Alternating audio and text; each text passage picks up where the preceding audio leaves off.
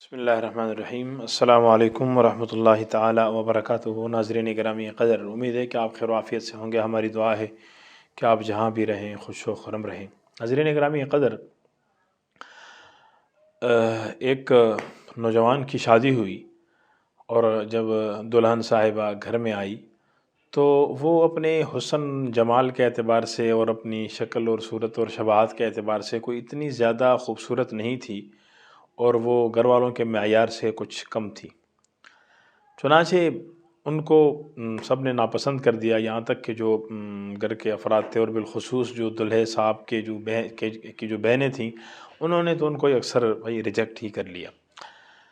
چنانچہ اب وہ ناپسندیدہ بننے لگی، اور چونکہ عورت خاتون سمجھدار تھی تو اس نے جب دیکھا کہ میں اپنے حسن کی وجہ سے، اپنی جمال کی وجہ سے، اپنی خوبصورتی کی وجہ سے یہاں پہ ابھی ناکام ہو چکی ہوں، تو اس نے سوچا اور اس کا حل نکالا۔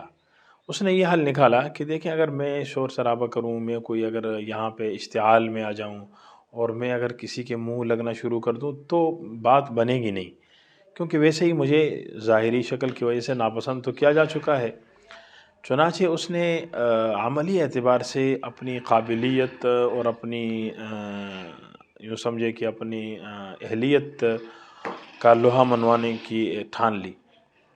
اب چنانچہ اس نے لگن سے، محنت سے گھر کی طرف توجہ دی، اپنے شوہر کی خدمت کرنا، گھر والوں کی خدمت کرنا، مہمان آئے تو ان کی خاطر مدارات کرنا، اور ہر ایک کام کو بروقت اچھے طریقے سے ادا کرنا، اور ہر ایک کی فرمائش اور خواہش ان کے اظہار سے پہلے ہی پوری کرنا۔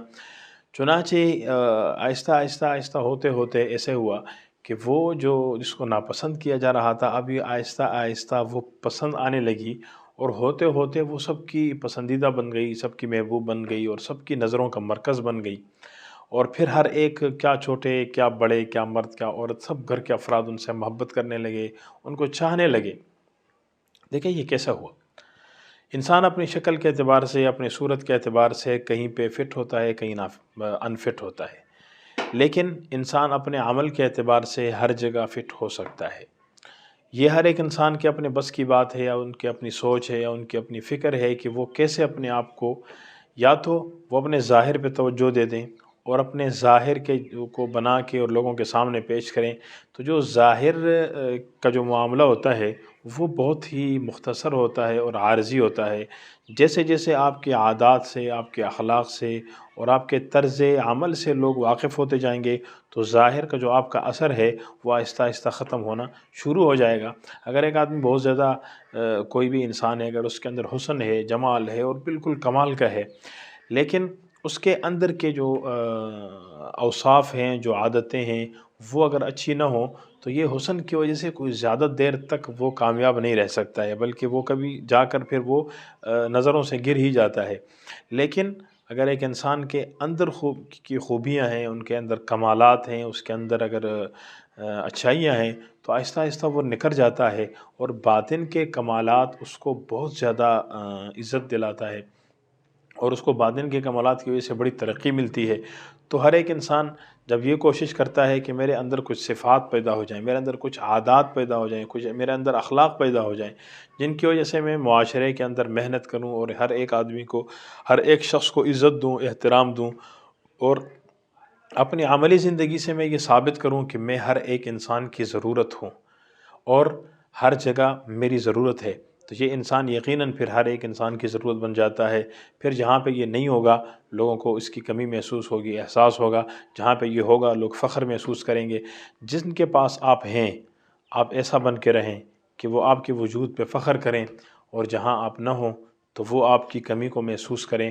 ایسا نہ ہو کہ جہاں پہ آپ ہوں آپ کی وجود کو باعث بوجھ سمجھا جائے، اور آپ نہ ہوں تو شادیانے بجنے لگیں۔ تو ایسی زندگی نہیں چاہیے جو صرف ظاہری شکل اور شباہت کے پیچھے دوڑی جا رہی ہو، کیونکہ اس کا سفر بڑا مختصر ہوتا ہے اور اس کا معاملہ بڑا قلیل ہوتا ہے۔ اندر کی کوالٹی، اندر کے صفات اور اندر کی زندگی اس پہ زیادہ محنت اور توجہ، کیونکہ یہ دیر پا ہے۔ اس لیے دنیا میں زندگی چونکہ بہت زیادہ مختصر ہوتی ہے، تو دنیا میں آپ کی شکل و شباہت کے اعتبار سے کوئی اللہ تبارک و تعالیٰ نے آپ کو دی ہے، لیکن آخرت کی جو بہت بڑی زندگی ہے، بہت لامتناہی زندگی ہے، وہاں کے لیے آپ کو صفات دیے گئے ہیں۔ ان صفات کی وجہ سے آپ اپنی آخرت کی زندگی بنائیں گے۔ آپ کے اندر عاجزی ہے، انکساری ہے، تواضع ہے، آپ کے اندر للہیت ہے، خوف خدا ہے، خشیت ہے، آپ کے اندر تقوی ہے، پرہیزگاری ہے۔